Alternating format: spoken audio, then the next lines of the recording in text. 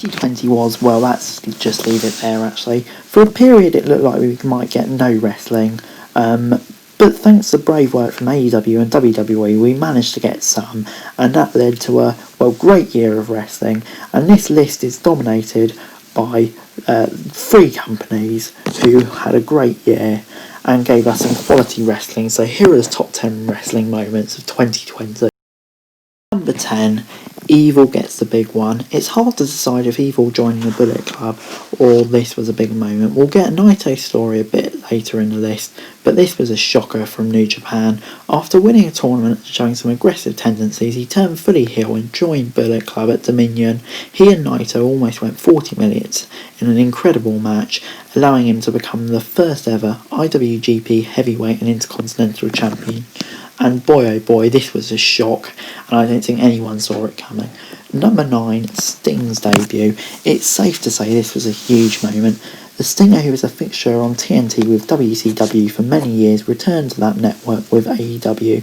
AEW has done a great job of using legends like this to build up current stars. Hopefully Sting can be used properly, as opposed to his WWE tenure, which was, well, dodgy at best. His only good moment really coming at Survivor Series 2014, and he showed early promise at AEW, so we can only hope really.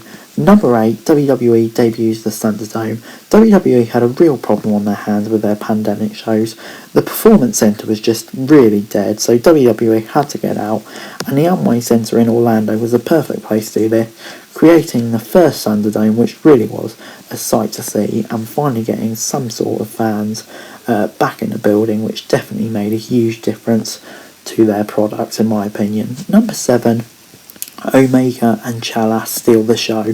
This was one that was fairly recent, but this was huge. Kenny Omega finally winning the big one, and not just that, reuniting with Don Callis and going into AEW, and then Impact the following week, joining up with the Good Brothers, and I don't think anyone saw this coming, and this was just huge, and to be honest I just can't wait to see the ramifications in 2021.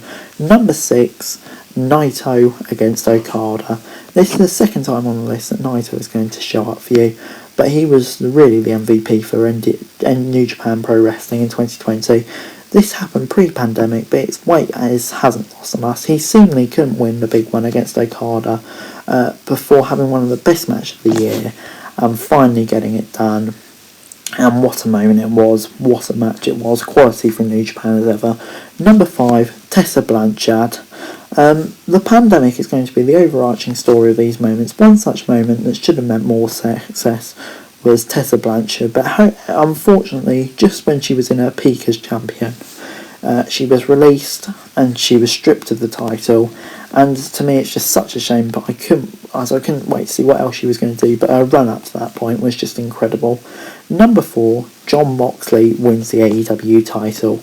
Another one that happened early in the year at AEW Revolution. The main event was Moxley versus Jericho, and what a match it was, and it finally resulted in Moxley winning the title. And after his dodgy run as Dean Ambrose, I think we all couldn't wait to see what he could do with the big belt in a rival promotion, and boy oh boy, he didn't let us down. Number 3, Bayley and Sasha Banks. These two women were the acts of WWE without question. Sasha Banks and Bayley helped the company together during the summer, and it all culminated in that Hell in a Cell match, which was just absolutely incredible. And I'm only hoping and praying that we can get another match at WrestleMania between the two of them, because boy oh boy, that could be great. Number 2, the Men's Royal Rumble. What a match this was, starting off with Brock Lesnar dominating the field, Keith Lee getting a huge push, Drew finally eliminating Brock, Edge return, please just inject that show into my veins. That was just incredible, absolutely wonderful. It was just brilliant, and Drew finally getting his moment was class. Number 1, empty arena shows. For me, it's not the empty arena shows themselves. Of course, we'd rather have crowds in there, but it's just having wrestling continue during such a hard time. Helped everyone so much, and it just credit to AEW and WWE putting it on safely, and we're really glad just for wrestling to continue during the pandemic for us all. So yeah, But anyway guys, that's it for this video. Thanks very much for watching. Remember to like, share, subscribe. Let me know your thoughts and comments down below. Remember to follow me on Twitter, LinkedIn, Twitch, for daily wrestling news, and subscribe to my channel on the screen right now. Thanks very much for watching. Peace.